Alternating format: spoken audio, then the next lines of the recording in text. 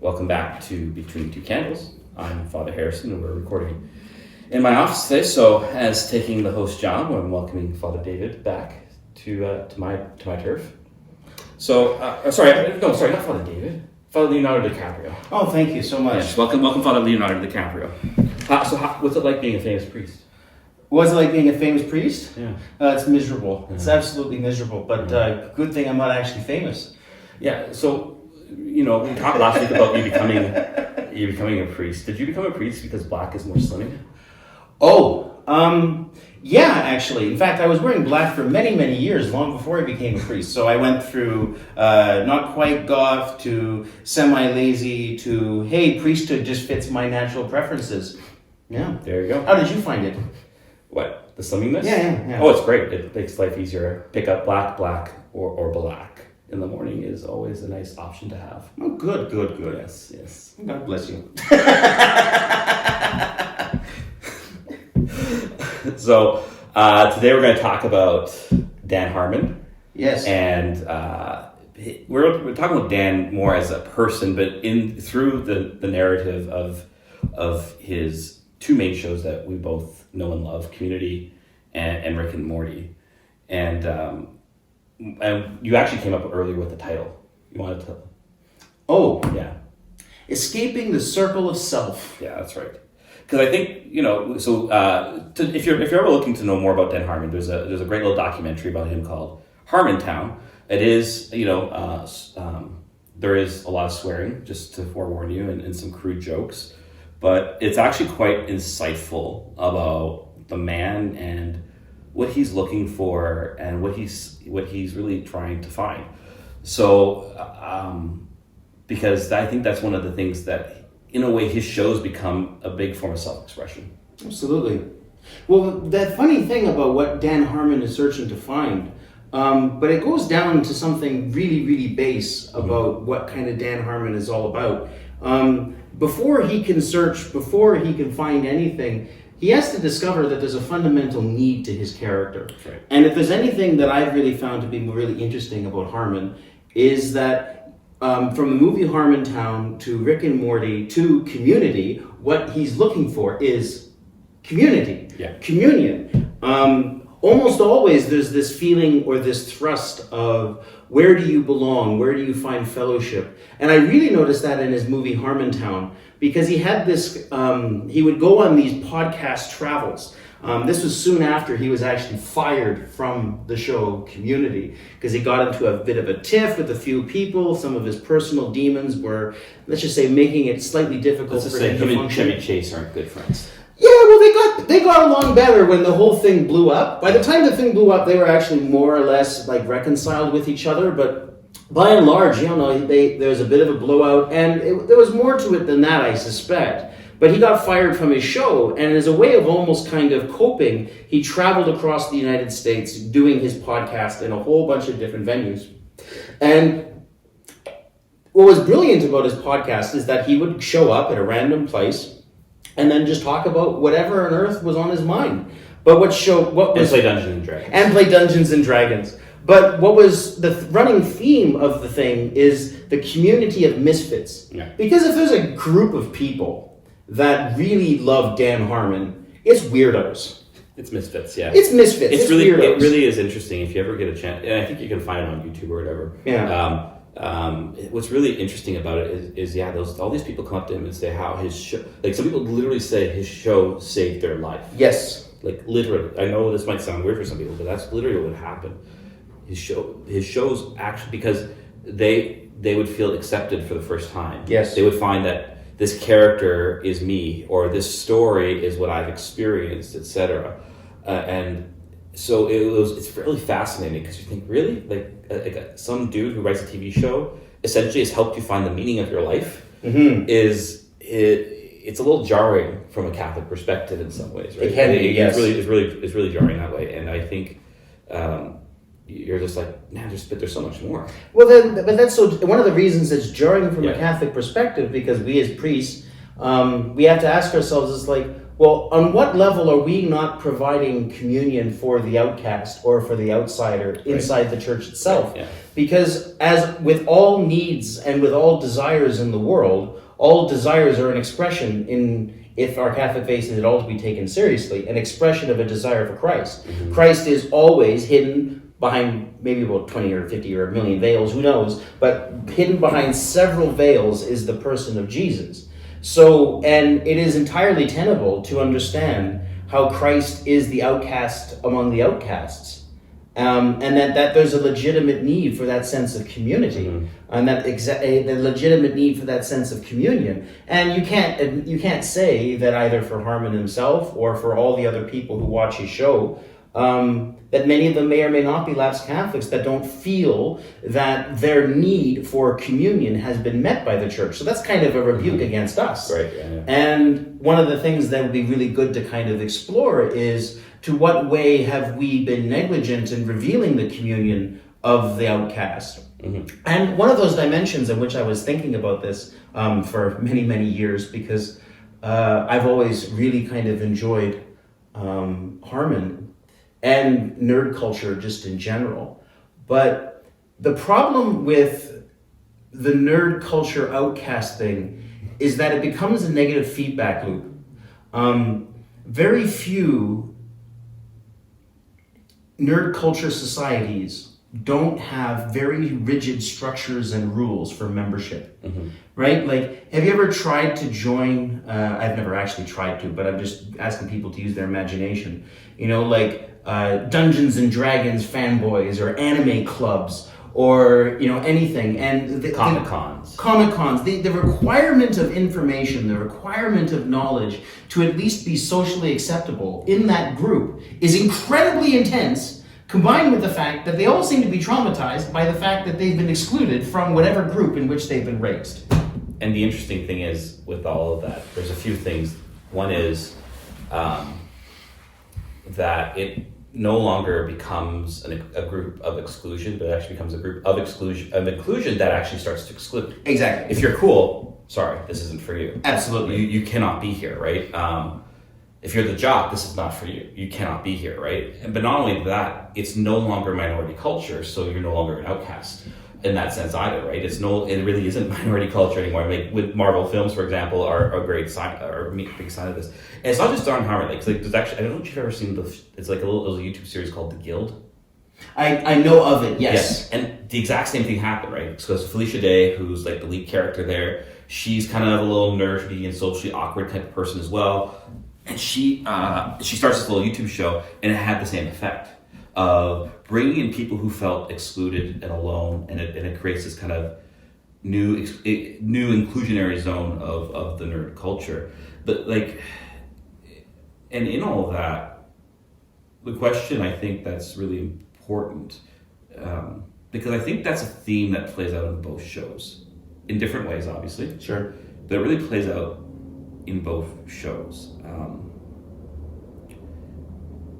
In one set, so really community, the show Community is really exploration of the nature of community, mm-hmm. which allows for and it really, in each character, is an aspect of Dan. Mm-hmm. Really, if you think he says that explicitly. Yeah. There are different avatars for different aspects of his personality. It's really, the show is his way of doing an internal dialogue, more or less. Rick and Morty is more intensely self-reflective. I think it's harder for Dan to show up, and I think it's easier to see Dan in Rick, mm-hmm. more exclusively, more isolated, mm-hmm. which is an interesting thing. He goes from community to isolation, but I think but there is still that search for community and communion in Rick and Morty as well. It's just it's a vastly different path of exploring the question. Well, one of those things that I found about community and about spiritual and human formation from times in the seminary, and then also my brief and by nowhere near professional level of psychological research, is that a human person is like a community. either you're going to do like Jungian archetypes or anything, like inside a person there's sub-personalities and desires that are often even at war with each other. Right. And what I found is that a person that's oftentimes at war in their own desires, they also make it really, really difficult for them to be able to maintain long-term relationships because their friends and family members around them don't know, in a sense, which beast they're dealing with. That's really hard for people to handle. That's really hard for people to work with when you don't know from one day to the next, am I dealing with a Britta or a Jeff or a Troy or an Annie? Like, it's really hard to be able to figure out which person you're dealing with. Because often their goals and their preferences are at odds with each other. And yet, if they're all reflections of Dan, it shows you the significant challenge that he's actually kind of laid out for himself. Because if there's anything that seems obvious to me, is that his writing is an attempt to articulate his own need for something, right? It's his own journey. But what I've often found with Mr. Harmon is that both with Rick and Morty and with Community, he tends to get stuck in a story circle. He goes right back, in a sense, to where he started. And then sometimes almost rehashes episodes. It's like, okay, this is the last time we're doing paintball. Or in the most recent episode of Rick and Morty that we just watched, it's almost not quite it's not shot for shot. It's a genre change for the same Chicken Fingers episode that was at the very beginning of Community. With little hints of other stuff that came from Rick and Morty, right? Like the voiceover thingies that he kills at the end. It's akin to those I forget what the name of the beings were, but those beings that you latch, they put a memory in your head and then they become a real thing. Oh yeah, right. It was the same thing. It was like there's something that's in you that you think is actually a part of you, but it's actually not, and it has to be killed. And that's true, by the way. Yeah. Like that's a fundamental truth of human formation, is that there actually might be parasitic parts to your personality that must be killed. Yeah. And how much of Britta should we sacrifice in order to get out the proper amount of Annie? Right. And then also how much of Annie needs to be subjugated so that we can be more like Abed or Troy. Yeah. It's very hard. So you mentioned because there's two things I kind of want to talk about there. That need for something more is, I think, really important, but I think that can come a bit later. But you mentioned the story circle, which I'm still trying to memorize. But I think that's really important because I think this is the core of the question behind both shows. It's his method for doing things, and sometimes he likes to do a circle within a circle within a circle, or a taco within a taco within a taco within a burrito. Meta, cool. Yeah.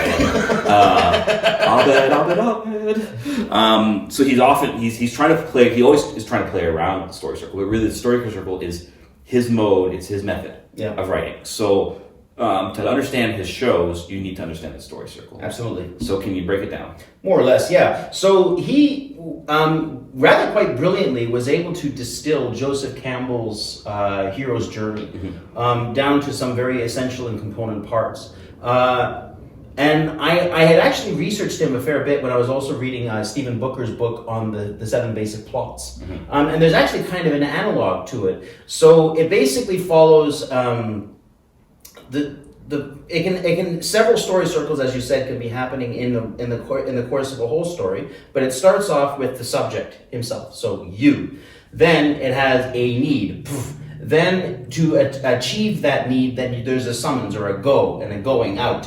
Then there is a search, where the person actually begins the search for the thing that it is, and then is changed partly by the process. Then they find it, and then in the finding of the thing, then they discover that there's a cost to it, and that it summons them, in a sense, to a new, sometimes maybe interior journey or a transformative journey, and then they need to, that transformation of that cost is what then allows them to take, that's the next phase, to take what it is that they're looking for, and then after then they've taken it, then they have to return, and then they come back changed.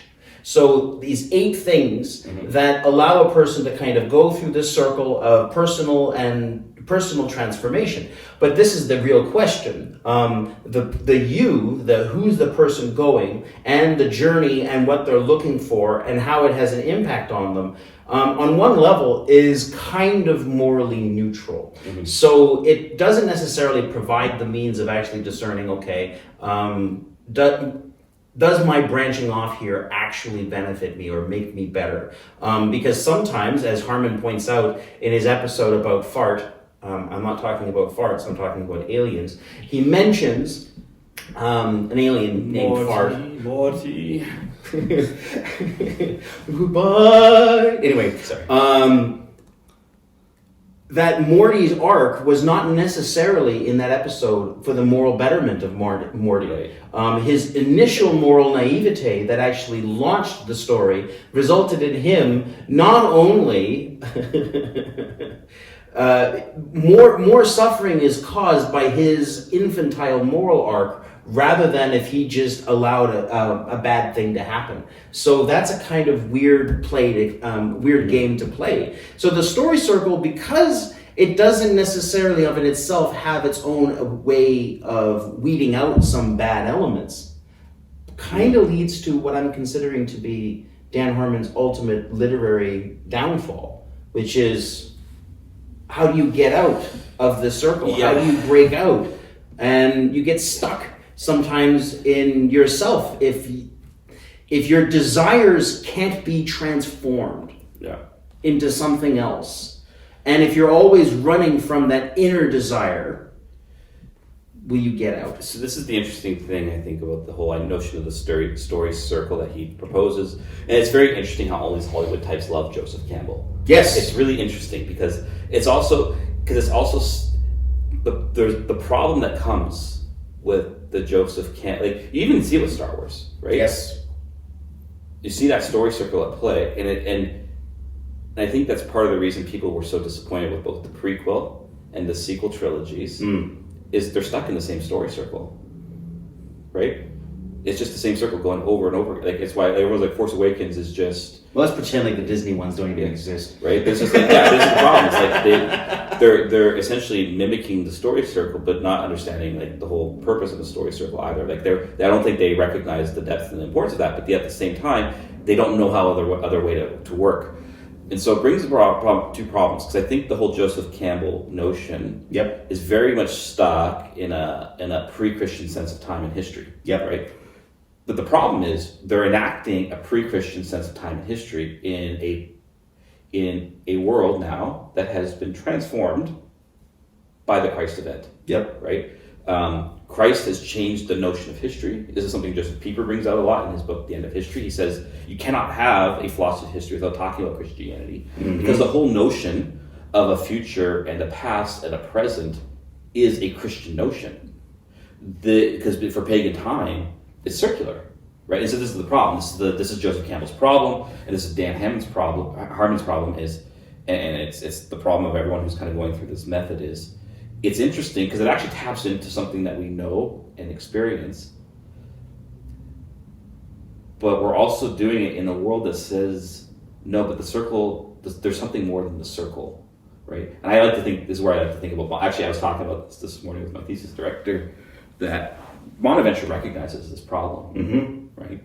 He recognizes this kind of circular, repeating sense of time. This is one of my favorite pop culture expressions of this is from Battlestar Galactica. All this has happened before, all this will happen again. It's the repeating sense of the story. Well, that gets depressing very quickly because you realize you're trapped, right? And I think it's even more depressing today because we're experiencing the circle in the realm of transcendence.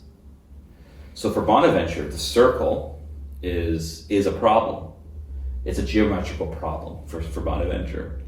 And he says the only geometric solution is the cross, which cuts through on both the vertical and horizontal planes, the circle to draw out of itself.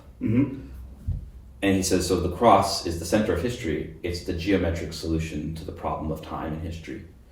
And so I think this is at the core, it's a term I love to use in regards to Harmon's whole work, is that it's God-haunted. Because he's God-haunted? Like God, like that way? No. Sorry, it's not Scooby-Doo.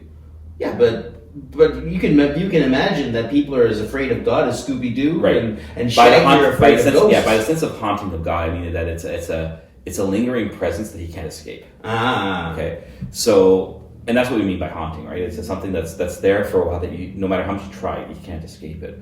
And you see this actually in all three shows. You see this in Community, you see this actually in Harmontown. Mm-hmm. When he's sitting down, he says, "In the beginning, God created," and like essentially saying, "And God worked through me," and stuff like this. Like he's recognizing this presence. He's doing it a little flippantly, but it's also, I think, an expression of his inability to escape the Christian narrative, because the Christian narrative says you can actually break out of your cycle. You see this in Community in the first episode, about 5 minutes in. Jeff's trying to get Britta, and she's kind of going after him for being, shallow and everything. So he goes, "No, just what's your deal? And is God dead?" Right? Again, kind of flippant, fun little thing, because that's the whole kind of fun idea about what philosophy's like in university. But I think he does it flippantly because I think it's actually a real question that underpins the whole show. Well, if you wanted to add then an episode of Rick and Morty and the most recent season, the very beginning one about the decoys, and at the very beginning of the episode, it was like, "What are you doing today?" "Well, the Christian God is real, so we're going to kill him. We can kill him dead." Well, so he's been sleeping for 2,000. No, he's actually real. He's just been sleeping for 2,000 years, right? And we're going to kill him. But this is the thing. Sorry. In the dialogue, but the whole episode and how it unfolds is what you see in all these different Ricks are Rick's fundamental problem. Where if they actually just realize that, hey, we can be together. So he's stuck in two fundamental desires that are at war with each other. He both wants to be unique and special and preeminent, but he also wants to be with people. Yeah. And I think that's part of the eternal struggle, because in his story circle, the upper portion actually, so it follows in a circle. The upper portion is actually labeled as order, and the lower portion is actually labeled as chaos. So the search, find, take, and that gradual process under there is actually a descent into the underworld simultaneously. Mm-hmm. So it has this dimension of going to the place where you don't want to be in order to be the person that you want. The place of chaos in that episode is when they enter into the cave area with all the other decoys. I don't know. I'm not saying yes. I'm not saying no. I just don't know. Yeah. But it's interesting too. The only thing I wanted to say to add to that is that episode is actually quite interesting because he sets the tone at the beginning with that quote about the Christian God. But it's I would argue, it's probably his most cyclical story circle element, because every decoy is a change, right? Every decoy is a change. So it's like almost infinite. And he actually, even the way he explains the decoys, it's like this almost infinite story circles, and it's why he has to have all these infinite Ricks, because for him, it's the only way he can keep the story circle going. It's his survival mechanism. But it also betrays itself because it keeps on coming up against its own limits. Yeah. Right? And so that's the God hunting element of the entire of all of Dan Harmon himself is it's the hauntingness of transcendence, of the desire for something more, and in a futile way, I'm seeking it in this life. You see, for pagan time, it wasn't a futility so much because they hadn't encountered the Christ event yet. There are hints towards it. There is a sense of a bit of a future and a forwardness, but there really isn't, like, for example, a sense of progress. In the ancient world, progress is only possible because of Christianity. That's why we were in our last video. We were talking about modern people LARPing paganism with Christian presuppositions. Yeah. Because this idea that you can enter into a new world, and that, like, very rarely does it actually happen where they can actually feel like an empire or a civilization is doing something fundamentally new. And oftentimes what breaks them is the old cycle of dissolution, right? Like, you can either have the Persians and then their self-dissolution, or then the Greeks who grew into prominence because they beat the Persians and their own dissolution and their inability to actually get out of their own cycle. And by and large, what I've discovered in how Harmon's problem acts itself out is actually a part of that very same inner struggle that each one of us has. I found that cyclical view of reincarnation and of the cosmos, right? Like, it's all happened before, it'll all happen again. I now operate more or less with the supposition that that's actually a moral, not an intellectual failing. And not to say moral in terms of condemnation, but just to kind of say there's a choice that we can't make. And this is where the pagans, why you can have an honest to God innocent pagan, but you can't have an honest to God innocent pagan in the post-Christian world. Right. Because we've now been at least given access to what Christ has afforded. And that's why the God-hauntedness has a different feel in our world than it did in the ancient world. In the ancient world, God was a hidden thing. Chesterton really covers this in Everlasting Man. I was originally going to write a thesis on this, but then I realized that thesis writing is boring, so I didn't want to do it. But For some. sure enough. But this is the whole thing. Like, God can't demonstrate logically why the human project of going it on our own will fail. So what he has to do is let us fail. Yeah. And then let it play itself out. And then he can only then say, all right, remember I created you for me. Yeah. So now let me enter into that story. And this is what I found about Joseph Campbell. Not as much about Dan Harmon, but it's still there. Joseph Campbell and Booker, those two great figures in terms of literary theory, both of them have a naive and incompetent view of the Christian story. Right. Like, because for them, it's just part of the whole archetype. oh yeah, well, and it's so amazingly reductionistic, because even when they go like, wow, well, you know, the Moses story just follows these paradigms, or the Jesus story just follows these paradigms, and then the obvious reply to them is, here's two problems with you. One, how do you put those plots together? Yeah. Right? Like, it's the same problem with Dan Harmon and the community. How do you get all of those people together, healed, and by that I mean HELED, healed, integrated, and whole, working together as a common plot? And then the second component, what about the actual claim that it's a historical story? Right? Where it's embedded in the structure that it's God's inbreaking into the human story. Yeah. So if you want to talk about meta, this is meta. Yeah. Because what you're having is that God then says, I'm going to enter into your world. And if you look at the history of literary development, the incursion of Christ, the invasion of Christ into the world happens like a flash of lightning and unprecedented. And this is where I like Harmon better than those two. Right. That's why I think he's better than them, because of that episode of Abed.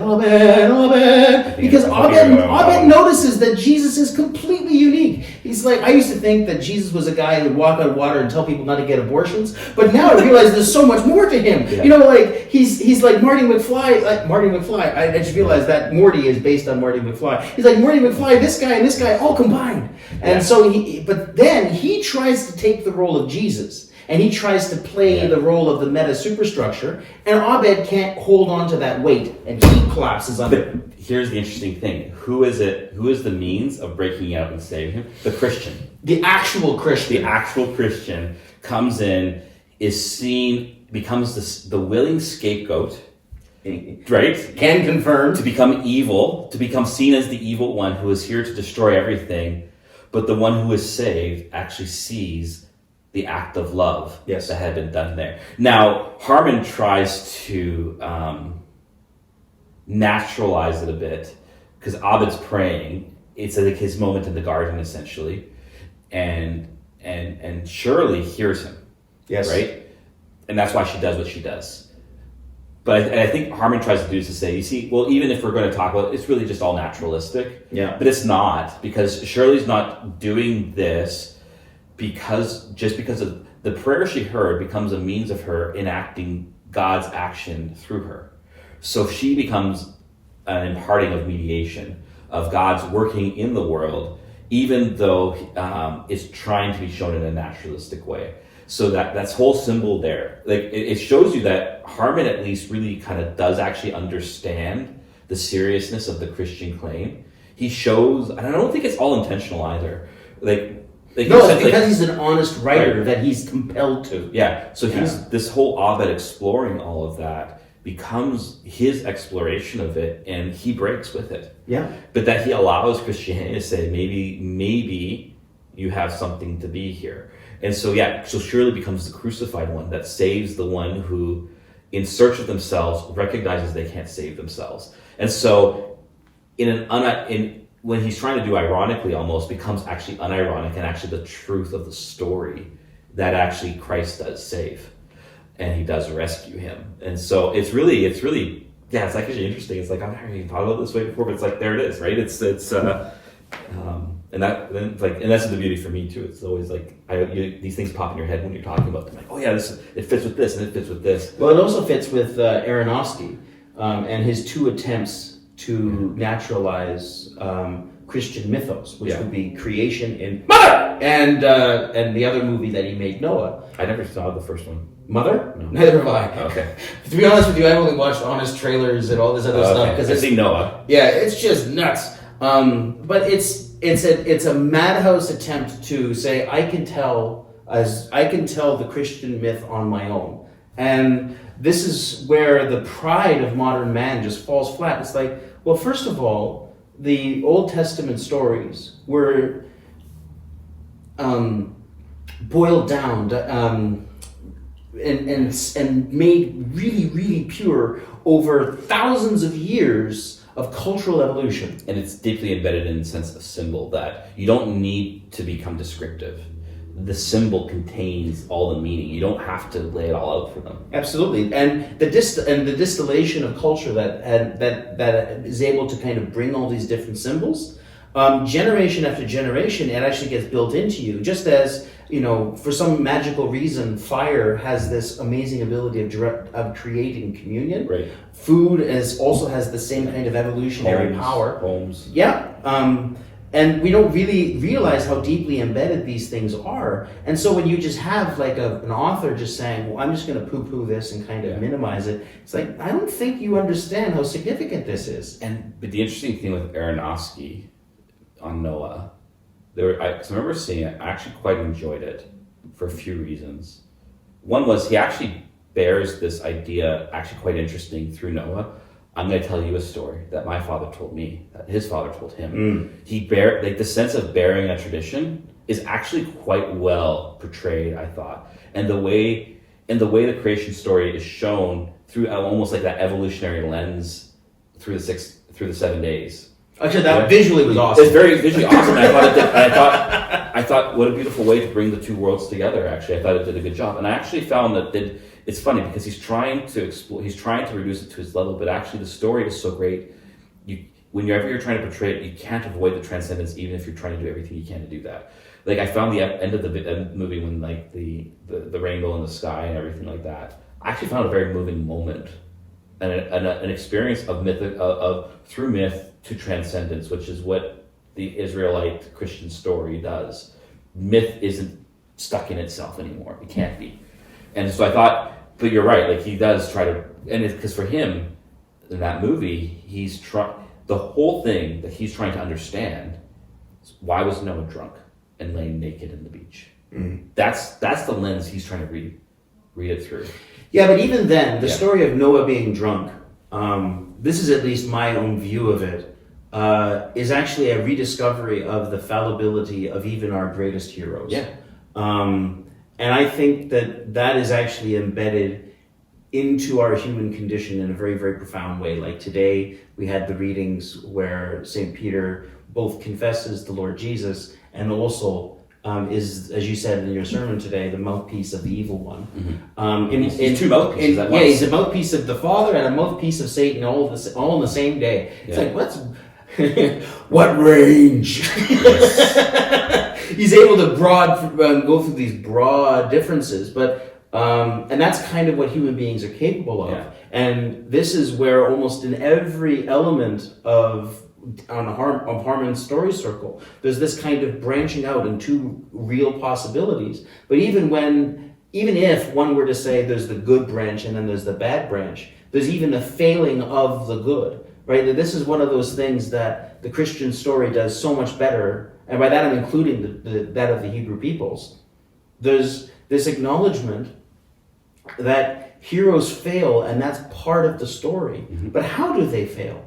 Like the other reading today, the first one was one of my favorites, is when Moses, hits the rock to the point where, and there's a reason why God's mad at him. Well, absolutely, but it seems so disproportionate. Like God seems so mad, but the reason is that Moses is supposed to reveal the power of God, which is mercy.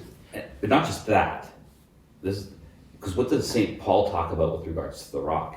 He says that rock is Christ, right? Because Christ is only pierced once.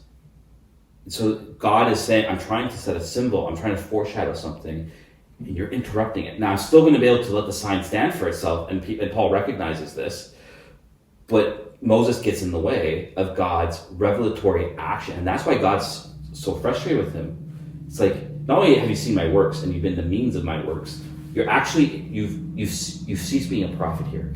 Well, this is where Harmon is stuck in the loop, because Harmon, to a lesser degree than say Aronofsky and those other commentators on literary theory, they're trying everything that they can to redo the Christian story without Christ. Yeah.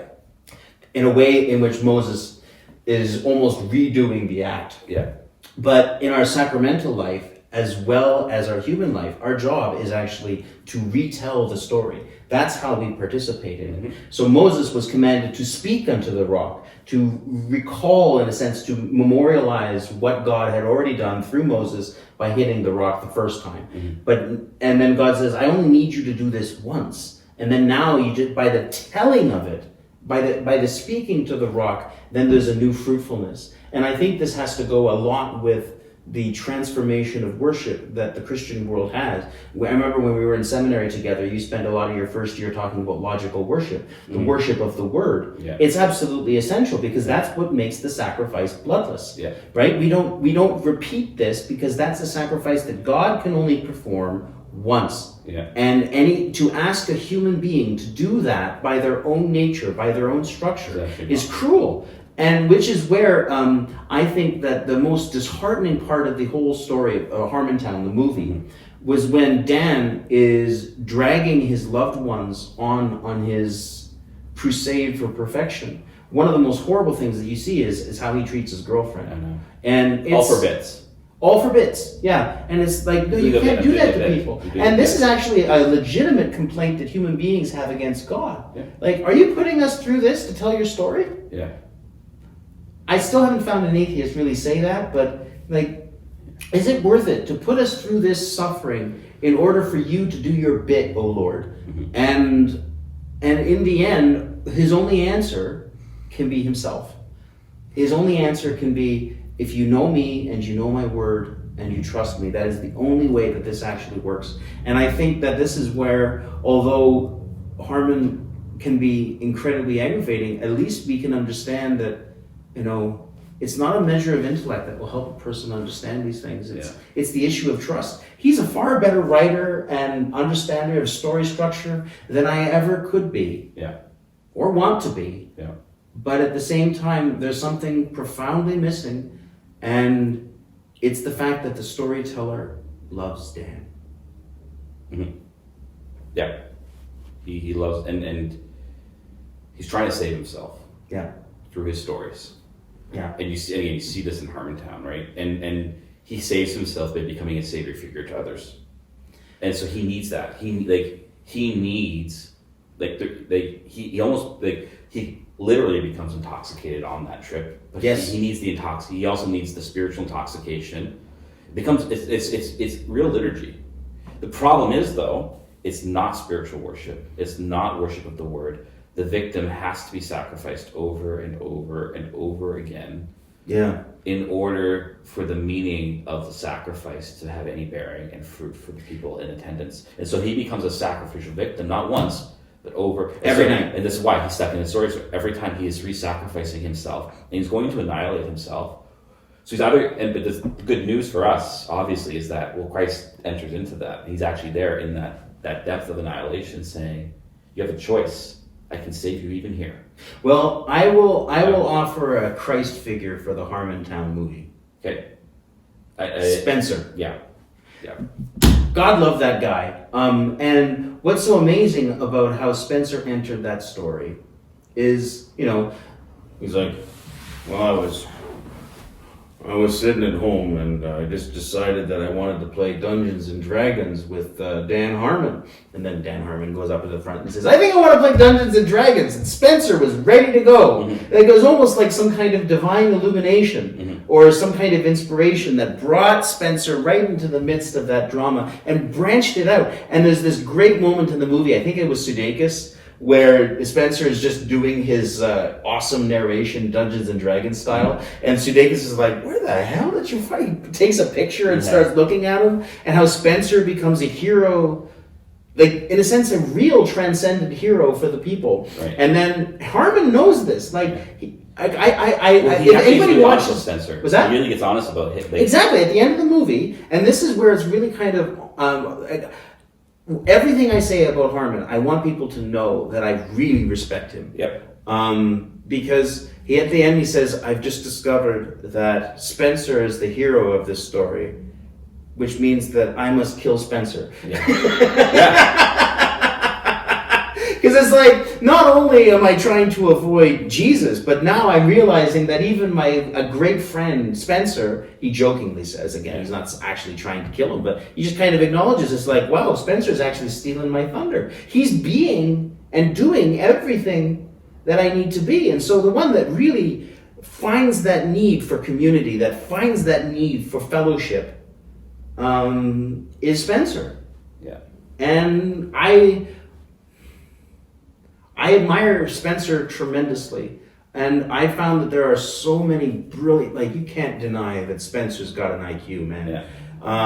You can't deny that there's not a lot of people around in the world today that the world is not giving a fair shake to, because they can't find their need in the world, and the world can't see their need for them because the world is too contracted. The circle is too small, where what we need to be able to do is to be able to allow God to poke holes in it. And it's almost... there's no circle in some ways. All you have is cookie cutter form of you need to do X, Y, and Z to have a fulfilled life. And if you can't fit this pattern, you don't belong here. Yeah. Right? So it's not even like a circle. It's just like it's I also want to call it, it's almost like a square almost. Like it's something like less dynamic than a circle. It's boring. It's more boring than a circle. A square is a square. In the literal, like in the kind of person sense, you're such a square,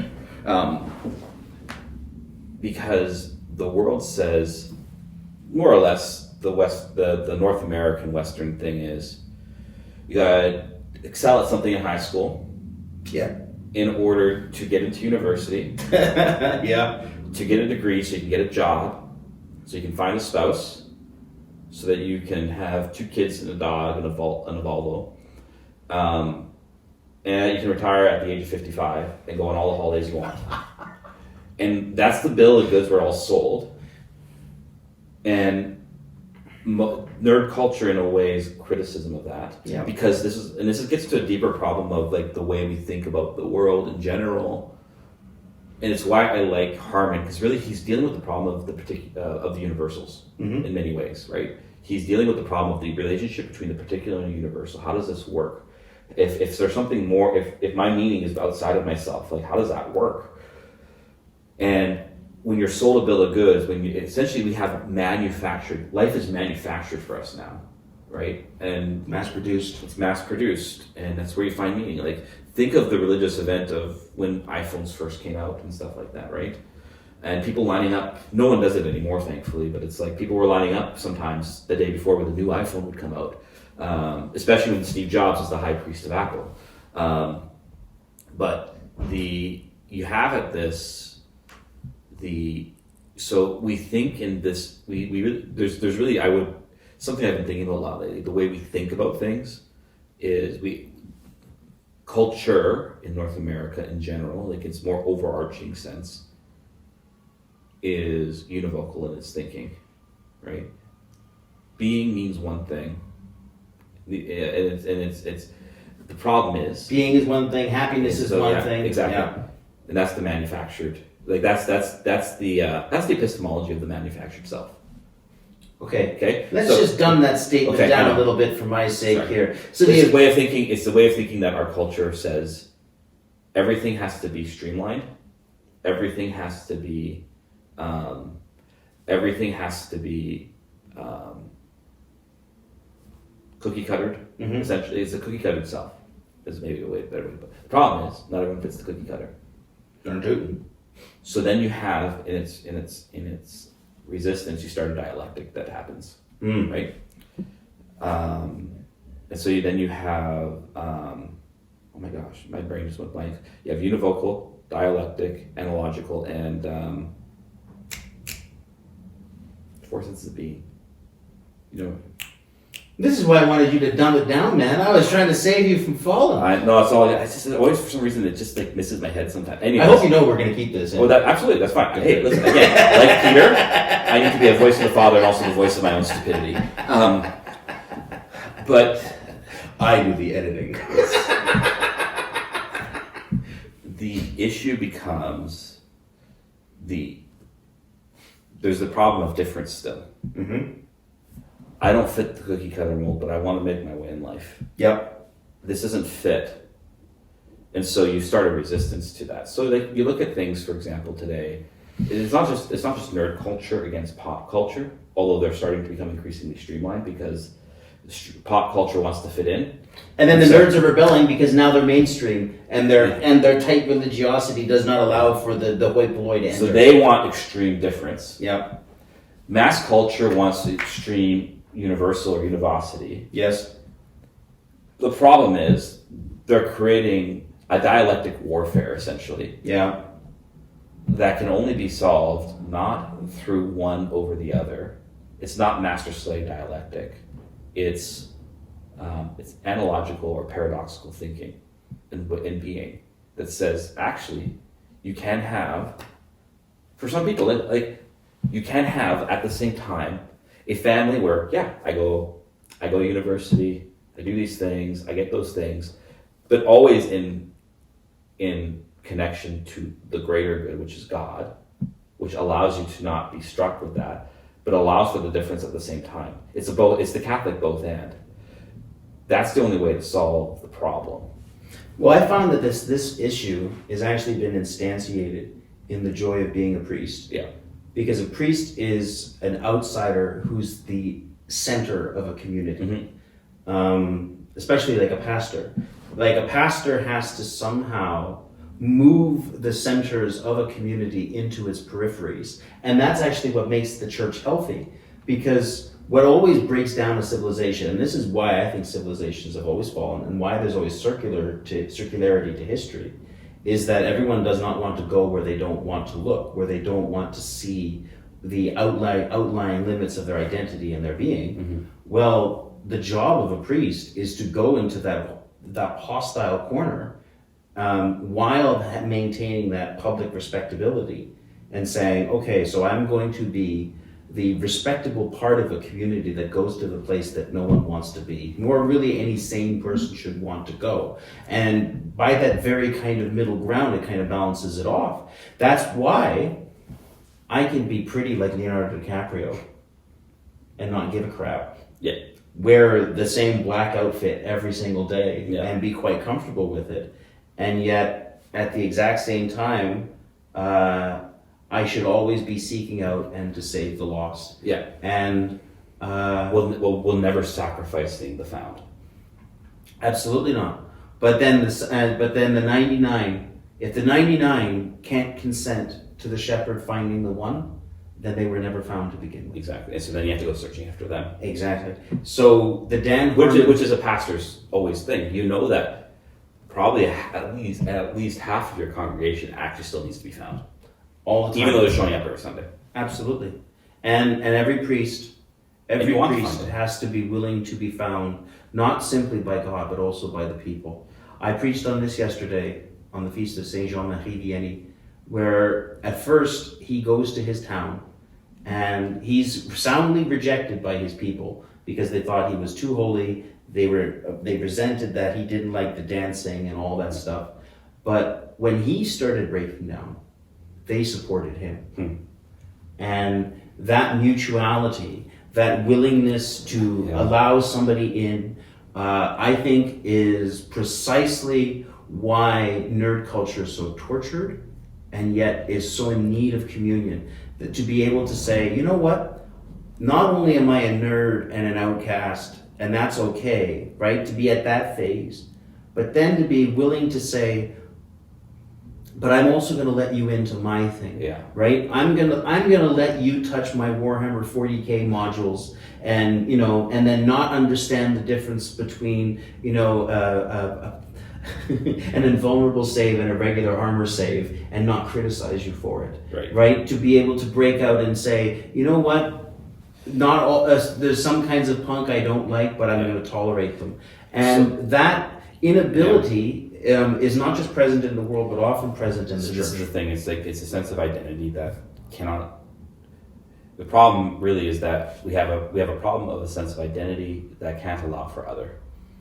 The other has to be enemy or different. It has to be differentiated from who I am, and my identity can only exist if the other stays other. The Christ changes all that because God is totally other. And yet becomes totally like us at the same time. And that's how he breaks in. It says, I'm actually completely close. And it's in that closeness that I'm also completely transcendent. That's the paradox of the incarnation in that. And then that's like, in the end, like that's the model really in the end for healthy parish life. It's to say, not just that you want to go out and seek the lost as a pastor, but that you want everyone to go on that journey as well, to go out and seek the lost. But that, you can have this unity and difference. Because that's Trinitarian. This is the thing. This is the problem, I think, in the end of Dan. This is the problem that Dan's always kind of coming up against, is that he can't... Community has to be self-sufficient. I mean, you actually see this in the show, where people rebel against them and their hogging of the study room. Right? Which can be a parish. Yeah. They become the center of attention for the entire campus. The dean, they become the sun of which the orbit of the entire college campus revolves around. And so, which is, again, that's the problem, because it becomes the collapsing in of the self. But now it's not the self as the individual, it's the self of the group, right? It's the corporate self.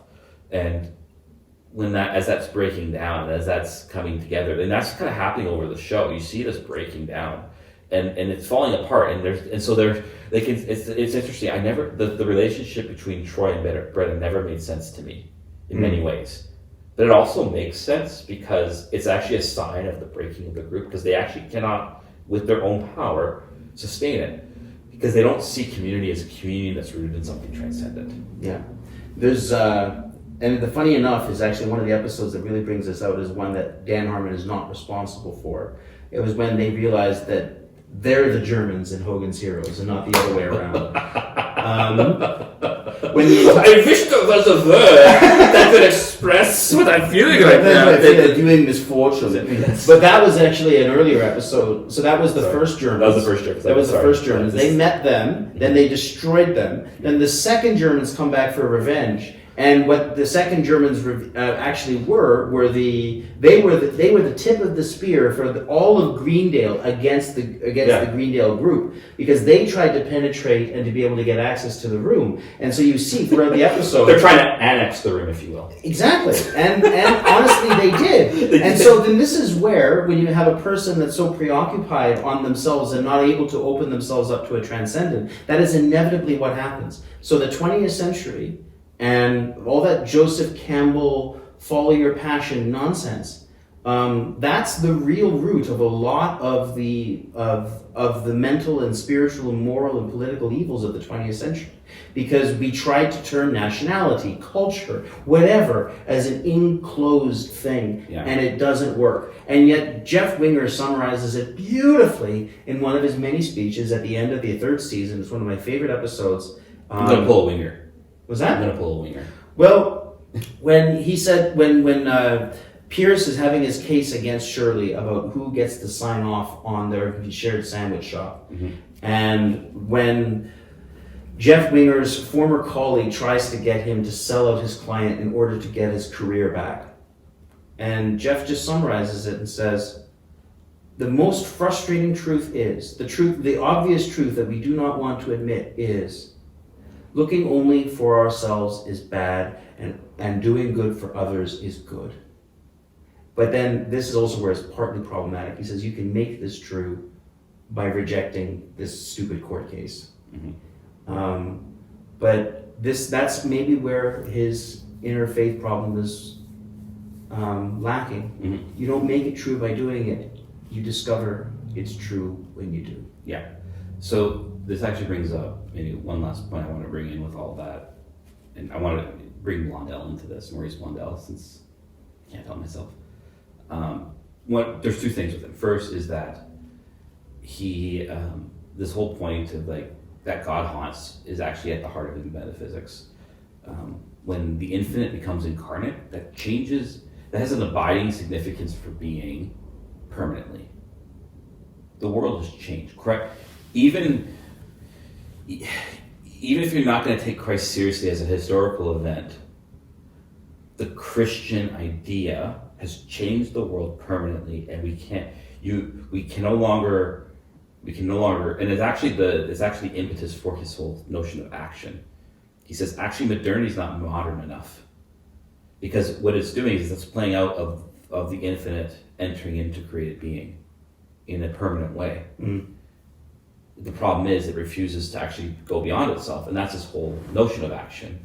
It's this pushing it beyond boundaries, and in that path, it's the pushing down of idolatry that you're talking about earlier, of nation, culture, family, all these different things. He says, if we put them up, and what he does is he analyzes each ideal against the human heart, the particular. He's putting the universal against the particular, and every time these universals never match up with the particular desire.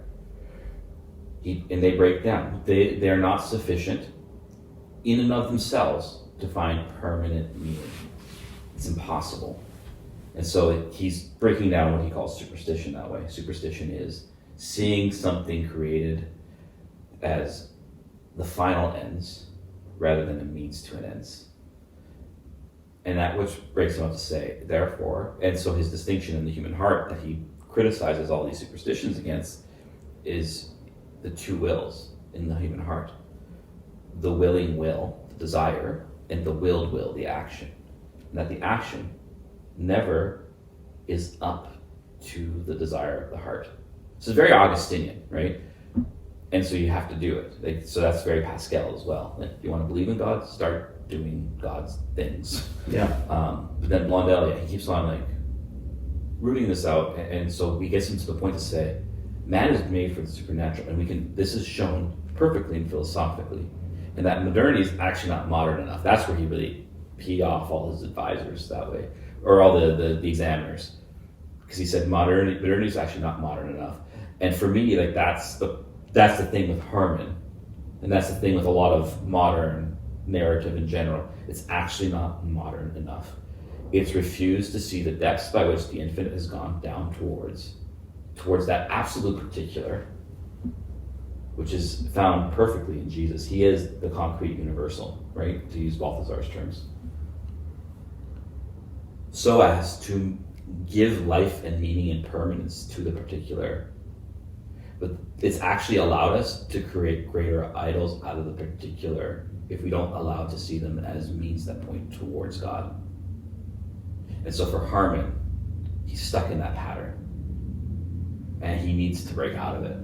He needs to break out of it. He needs to allow the question. It's really, in the end, it's a simple question. Is Christ who he says he is? Well, how can we as Christians make it easier for him to make that choice? Because the one area that I think that God allows us the freedom to break out of our circle, to seek after him, is that he actually, when creating us, also created in himself a need to save and serve us. It's probably one of the most humble acts of God, the Creator, to create human beings in his image, and therefore in so doing and in creating us in his image, covenants himself to see it through. Yeah. That he now needs to, for his own honor, for his own name, Your screen just went black. give his life for us. Yeah. Well, that's a good place to stop then. Well, I was just going to say quickly with that. For Dan, I think he's afraid that if he breaks out of the circle, he loses it without actually recognizing it's the cross that actually saves it. Sure. That's why Jesus gave himself away first. Yeah. Well, thanks for joining me, and thanks for joining us for this edition of Between Two Candles, and we will see you next month. God bless.